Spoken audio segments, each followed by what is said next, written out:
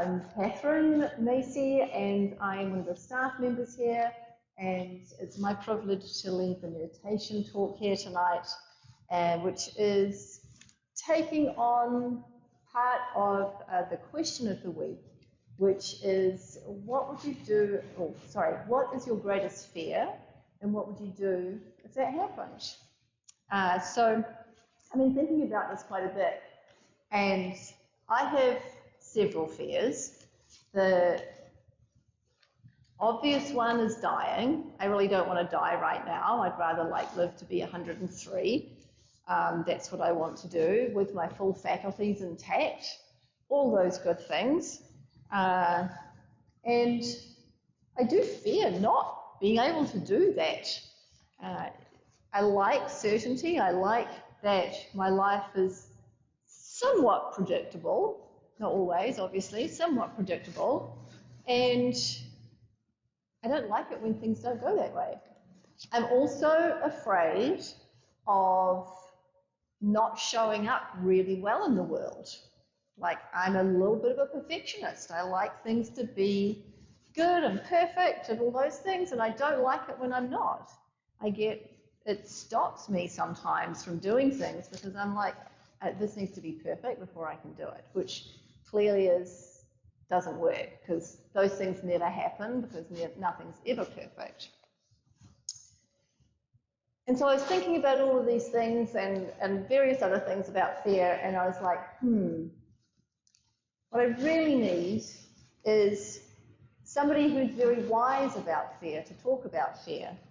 So what I'm choosing to do tonight, because it's a short talk, is to take this book, When Things Fall Apart, Heart Advice for Difficult Times by Pema Chodron, and take a little section of this where she talks about fear.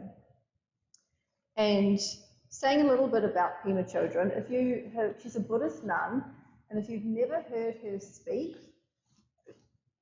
go and find a YouTube of her speaking. She's wonderful to listen to. She's really wonderful.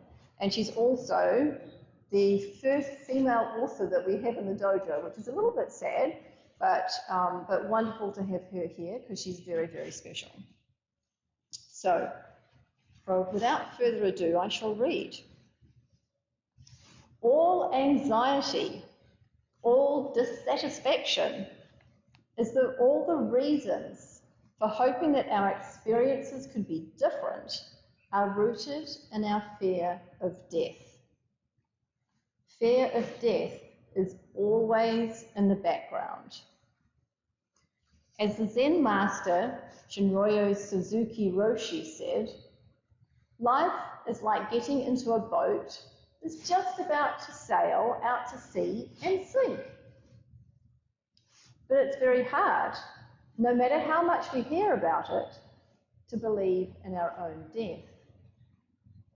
Many spiritual practices try to encourage us to take our own death seriously. But it's amazing how difficult it is to allow it to hit home. The one thing in life that we can really count on is incredibly remote for all of us, or we hope anyway, right? We don't go so far as to say, no way, I'm not going to die, because of course we know that we are, but it definitely will be later. That's the biggest hope. Trungpa Rinpoche once gave a public lecture titled Death in Everyday Life.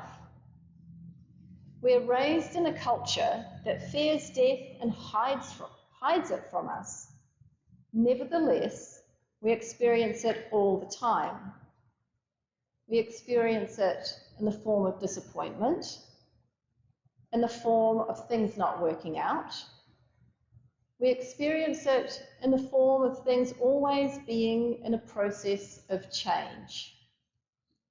When the day ends, when the second ends, when we breathe out, that's death in everyday life. Death in everyday life could also be defined as experiencing all the things that we don't want. Our marriage isn't working, our job isn't coming together. Having a relationship with death in everyday life means that we begin to be able to wait, to relax with insecurity, with panic, with embarrassment, with things not working out. As the years go on, we don't call the babysitter quite so fast. Death and hopelessness provide proper motivation for living an insightful, compassionate life. But most of the time, warding off death is our biggest motivation. We habitually ward off any sense of problem. We're always trying to deny that it's a natural occurrence of that things change, that sand is slipping through our fingers, time is passing. It's as natural as the seasons changing and day turning into night. But getting old, getting sick, losing what we love, we don't see those events as natural occurrences. We want to ward off that sense of death, no matter what. When we have reminders of death, we panic.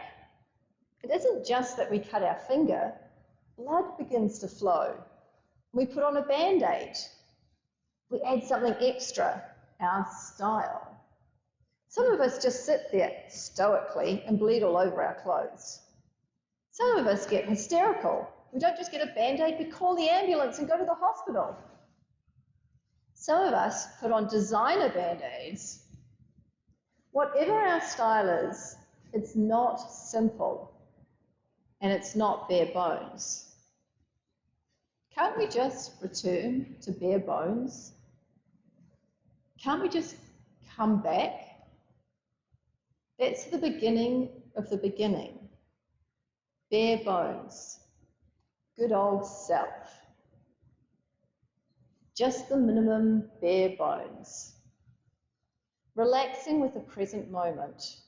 Relaxing with hopelessness. Relaxing with death.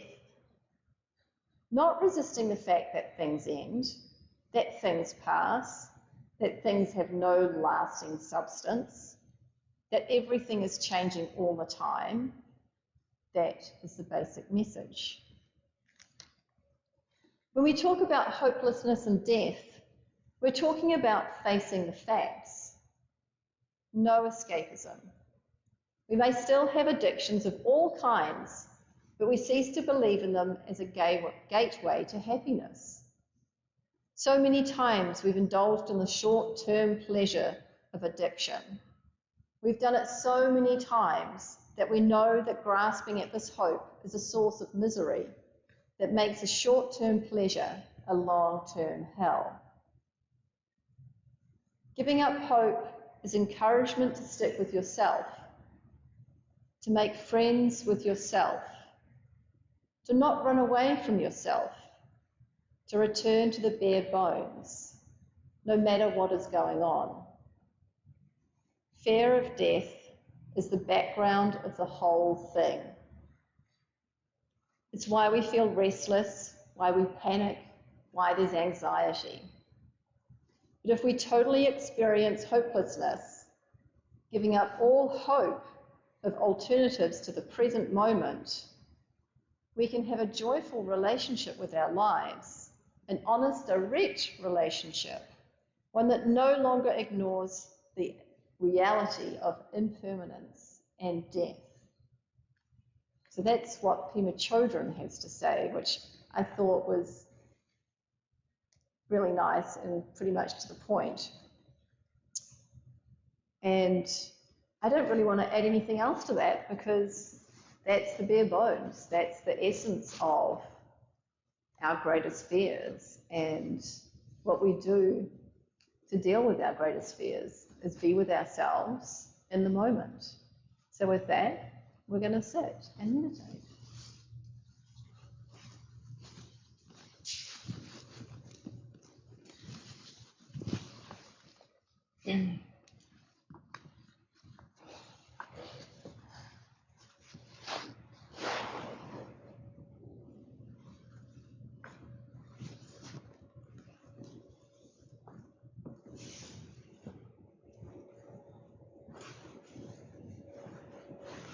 And it's a long meditation tonight, so we'll sit for probably 25 minutes or so. So make sure you're comfortable with your back straight.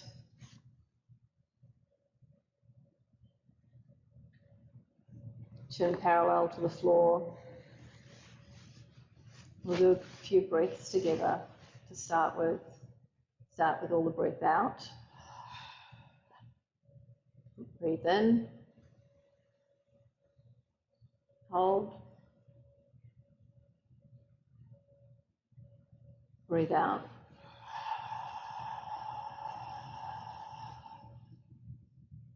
Breathe in. Hold. Breathe out.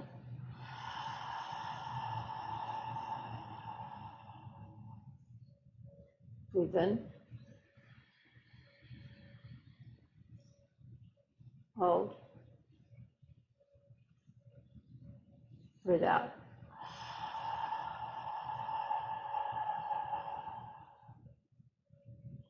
Last one, breathe in.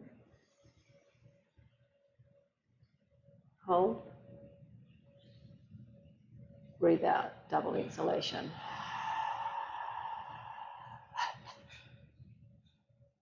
And allow the breath to come in. And allow the breath to go out.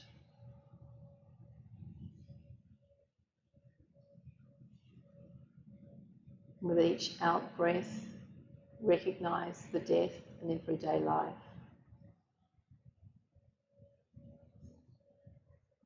Breathe in, be aware of now and the present.